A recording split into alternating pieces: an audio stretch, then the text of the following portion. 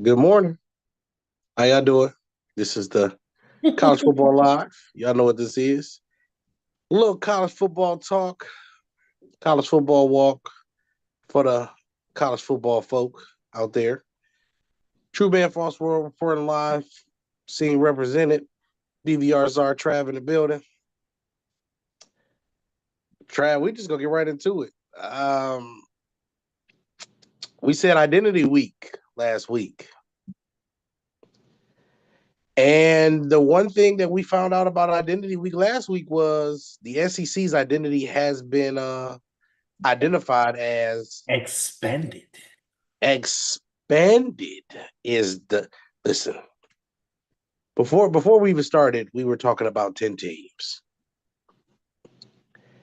We're not talking about 10 teams being in the college football playoff. We're saying 10 teams that all have a case to be in the top 12 for the college football playoff. Just based on resume, just based on what they've done in the season and everything else like that. I'm going to start at the top. Tennessee beat Bama. Texas fell to Georgia. I got a little theory about that. And the theory that I got about that is going to be really, really interesting. But we ain't going to get into the theory just yet. We got Vandy this week playing Texas, which I think is huge to the bigger picture things. Then we got LSU with Texas A&M. Mm-hmm.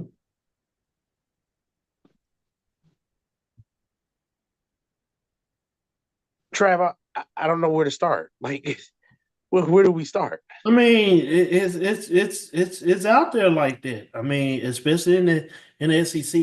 The SEC, which we are talking about, most people say that the SEC is dominant because we look at it as a top heavy. We look at it more as a top heavy conference. Um, the three teams that you look at is basically you got Bama, you got Georgia, and now you got Texas. But now again, you got I can rattle out 6 or 7 teams right now that's like they can go into to your house and done they kick their feet up on your table. They can disrespect you. Like the like Tennessee. Oh, you got Tennessee. You got oh man, Texas A&M. You got even Vandy ranked up there now. I mean, that's unbelievable by itself. But but man, the SEC is more expanded to be a stronger conference now, not just a top heavy conference at this point. I truly believe, um, I truly believe that Texas is going to get back on their feet. They got a tough task in Vanderbilt. They got to play Vanderbilt. Vanderbilt is not the Vanderbilt that we're used to seeing. They're gonna come. They're gonna come prepared, and they're gonna come to fight, and they're gonna do their best to win. But as we see last week we seen a team that's been on the platform with experience beat a team that is good. And that Mm-hmm. was Georgia. Georgia done been on that platform one too many times. Herbert Smart know what to, and I said this last week. We all picked Texas. Fine. Dandy. Well, I know I said don't be surprised if George is coming well prepared because they done been on here before. They if Georgia wins, I'm not gonna be surprised by it. But the way they done it, they hit them in the mouth and continue to hit them in the mouth. Hey, like Nas said back in '88, we can put you straight through your building. And that's exactly what they did, man. I mean, refs and all. Refs and all. Jerm, we got to talk about this, man. We got to talk about this. That one play, man. That one play. Pass interference or no pass interference? The call was made. Was it the right call? Was it the wrong call? Again, the call was made.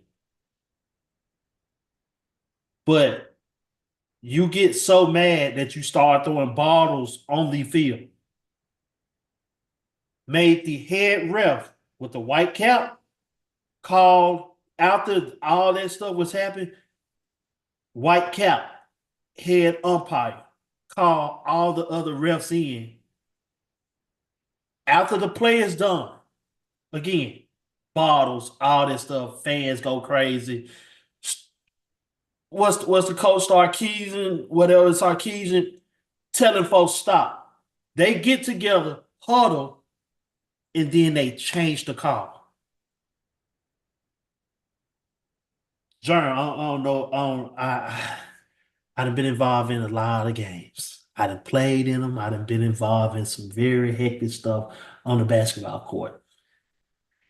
Ain't no way on God's green earth if somebody call a travel and then the fans from the bleachers, from the stands get mad. All of a sudden they change the call and then they say the basket is good. Ain't no way in football you make a call after the play is over. You get mad, fans get mad. The ref call the folks over and change the call. All I'm gonna say is for the people who thought that was legit, don't let your parlays get you parlayed because that's what's gonna mess up your judgment, and that will get you saying crazy stuff out to this social media, and it will have you looking real foolish out here. So talk to me about that, John. Please talk to me about that. Am I wrong by saying this? Am I out of my mind? What is it? How do I want to put this? The issue at hand is the officiating has been so bad to a certain extent across the landscape and so uneven across the landscape that when we talk about a call like this and it being overturned or whatever the case may be, it's one of those things that you say, should we have review for the people who review? Mm-hmm. Because at the end of the day, if the officiating is there so it doesn't become, barbaric and everything else like that, which that's what officiating is supposed to be there. It's supposed to restore order to the game and keep the game moving within the restriction or the refines of the rules. How are we keeping things within the rules if we're not following the rules that officials normally should have to follow in the first place? If the call stands on, if you call something on the field, you have to have a reason why you overturn it. A football reason to overturn it, not just some imaginary reason that you have to overturn it. So, you're not wrong. I just think at the end of the day, officiating's been bad. I mean, we just seen a Thursday night game where a quarterback's whole helmet was turned sideways. A player put his hands on his head like, man, I messed up. And the official still didn't call it. Mm-hmm. Yeah. Yeah. We got folks that don't see it and the folks that do see it. I mean, yeah, I seen that. We would talk about that tomorrow. Um, but John, here's the thing. If you're going to change a call like that, especially when you have put it in rules that certain calls are not non-reviewable, If you're gonna do that, throw that non-reviewable word out the window. Throw it out the window. We're gonna have get ready to have 4-hour football games because now everything is starting to be reviewed. Get ready to have again 3.5, 4-hour football games. Y'all, you're trying to make the game better. True, I totally understand. But if you're going to make a call, I don't care if it's right, I don't care if it's wrong. We know when you're getting cheated and we know you're not. And when Kirby Smart said they try to take one away from us, I felt it. I felt it because that's exactly what was happening that game. But Kirby Smart did what I always preach. Take care of your business at the beginning, and you ain't got to worry about the end. Because that play almost turned the table, but Georgia came back and answered. They came back as man and answered it. And that's what was like, Texas not gonna win this. Texas not gonna win this. But overall, that was still a very good football game, John. It was a good football game. Well, what we seen,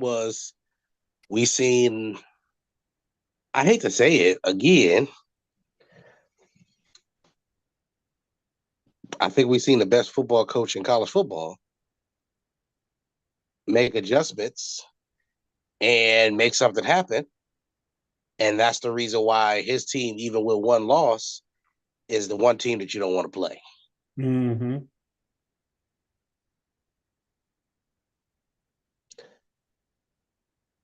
Coaches have to coach in the new world, in the new age of football. The best coaches will win. The ones who are mediocre will be shown up when they have to play against the people who are going to make you rap. It just is what it is. So now, we're going to slide over real quick. We're not even really going to highlight too many games or anything today because it's not really a lot to highlight outside of really just the regular rigmarole of a college football Saturday.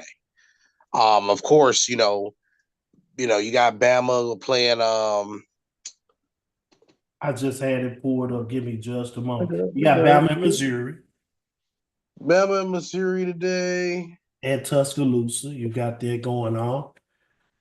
In the SEC, you got Texas and Vanderbilt, and you got LSU and Texas A&M, and you got Oklahoma and Ole Miss. So, So you got those. Those are the pillar four games for the SEC. right. The Big Ten has a very very big game too today because they got Illinois is going to Oregon and they got Nebraska going to Ohio State. And you got Washington going to Indiana. Who would have thought that Indiana would be one of the top teams in the Big Ten in football? Well, now we get to see some tests are starting to come again. Identity week was last week, but we can extend another week because we got some teams that still got to prove themselves this week. Moving forward. So I mean, what I'm looking forward to this week is I want to continue to see teams who, if you dominate, dominate. If you take care of them, if you take care of certain things on the field, if you're a good pass rusher team and you get pressure on the quarterback, continue to do that. If you're good in the secondary, continue to be good in the secondary. But what we need to see now, we just need to see these offenses round out and be consistent. That's what's been the difference is the inconsistent offensive play of the quarterbacks over the last few weeks. And if your quarterback's not consistent, that's a problem. But I just want to say this too, and just real quick about Texas. Texas in that situation got outcoached and they overthought themselves in certain aspects because you took your quarterback out the game just because you thought that Arch would give you a better chance to win or to try to get a spark that you never needed. What was the reason to do it? I thought Ewers got dinged up a little bit. I thought he got dinged up, and He, that's why. being dinged up is one thing, but when you take a quarterback out the game and then you do all these other things or whatever the case is, I just want to make sure we understand what that does to a quarterback's And confidence. the timing was going into halftime, so it was kind of like a 2 minute. He got dinged up at the wrong time. That's why he ended up. I think Arch ended up throwing an interception or something like that, right? Yeah, it was some type of situation like that. Yeah. But So all I want to say with that is let's not overthink this game again, because again, when it comes down to it, Kurt, little Kirby need the logo. Kirby need the logo with a little pink little creature named Kirby. oh, look dangerous pink one. Hey man, I said it. I said for some odd reason, man. Kirby has been on this stage plenty of times as an assistant and as a head coach. So he knew how to get his guys prepared. Told them, folks, we're not here to sign autographs. We're not here to be taking pictures. We're here to handle business and win a football game. And when he had Mm-hmm. the guys locked in, that's all she wrote. That's all she wrote. And like I was saying, I I continue to harp on it, but I keep saying like Texas was going to win that game, but I'm not going to be surprised Georgia come in prepared because that's exactly what a Kirby Smart team is going to be prepared, especially on defense. Oh my God, that defense, that front four, that front three. You was over there acting like Phillip Rivers at times, man, just throwing the ball sideways. And, hey, man. Again, coaches that come prepared, that are prepared to do their job and execute and do the things that they know that they do well, are going to always be in the right position at the end of the game. Because it's no more, we're no longer in the days where we can just harp on talent, because now everybody got some of that. That offensive line was impressive for Georgia also. With ETN back there, man, they was impressive. They was impressive. Texas, welcome to the big dance. Hey, this is what happens when you come into something like this. You get it in the mouth. But again, hey, listen, Texas, this is a public service announcement. Don't let hurt feelings from last week let you walk in Vanderbilt and get your ass whooped. Hey, this is your Black and Mild and Hennessy moment last week. It's a time to sob up and all this stuff. You better sober up. Go down here to Vanderbilt. Cause Vanderbilt is not easy. It's not easy to push over them. So you better go in there and be focused and ready and take care of your business because you see what happened to Bama. You see what happened. I just, I just say this again. If you're going to win in this league, the coach can't lose them. The players got to win them. And both of those analogies have to be involved in one accord in one game each and every week. And Kirby Smart, little Kirby, the little pink Kirby. He did that. He learned it. He out there like, oh, he out there, pause. He I out there mean, just taking it all in. and he was this close of pulling out a stud in Tuscaloosa. He was that He just close. had somebody hit the B button on him twice. It just But it's okay. Listen, you it's got okay. you got a little kid like a damn top. You pull the string and that jump spin. Dude, that's just unbelievable, man. Dude, there is an unbelievable ball player, man. Ryan Williams, right? Uh-huh. He's an unbelievable football player, man. And that happened. That happened. I mean, you just can't. But But again, Kirby he keeps his team prepared. And they was getting smacked in the mouth 28-0. And they came back. They walked it down. It was up by 1-2. They was up. And then that play happened. That put that. I mean, the young fella was already hit the scene, but he really skyrocketed after that game because he was balling. He was balling. Well, nothing they could do. There's nothing they could do, but Kirby. But like you said, when you have a coach that keeps the main thing, and keeps his players engaged in all four quarters, you'll never be out of a football game. And that's what Kirby Smart is good at with those guys that he have over there in Georgia.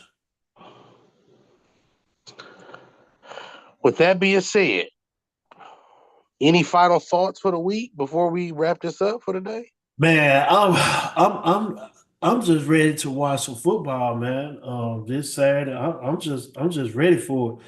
Oh, I mean, like I said before, do not let your parlays get you parlayed. That's what's you know what. I hate to be the bearer of bad news in saying this, but I'm gonna say it, Jerry, because it needs to be said. Games stop. Y'all need to stop betting on games, man. Y'all need to stop betting on games. Cause it messes up y'all judgment. Y'all ain't looking for the money no more. Y'all ain't caring about the money. Y'all caring about y'all trying to act like y'all care about the money, but then y'all trying to tell somebody how to look at the games, and when your parlay don't hit, you trying to say this doesn't work, or this is this, or they cheating because of that. It's politics. They politicking. They doing this. Nah, you just stop. If it wasn't for the doggone FanDuel, if it wasn't for DraftKings, you wouldn't even be watching the game.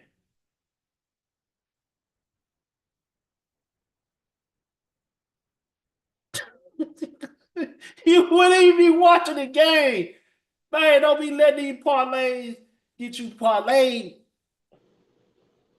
Because when you get parlayed, you donate. You donate to Vegas.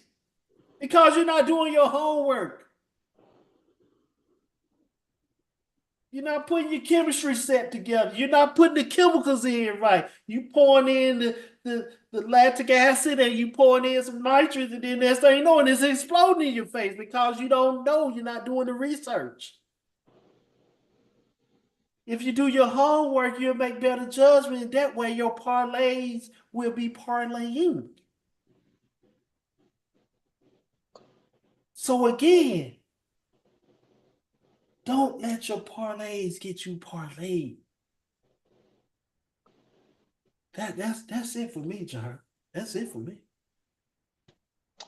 Well, with that being said, my final thought for the week is Views 2022 will be back next week. Had some technical difficulties last week.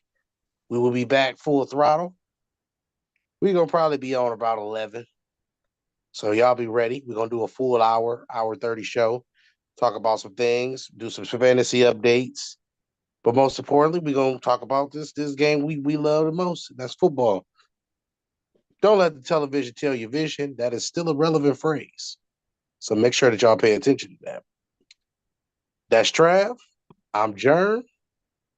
We'll see y'all next week for this show. We'll see y'all tomorrow morning, though.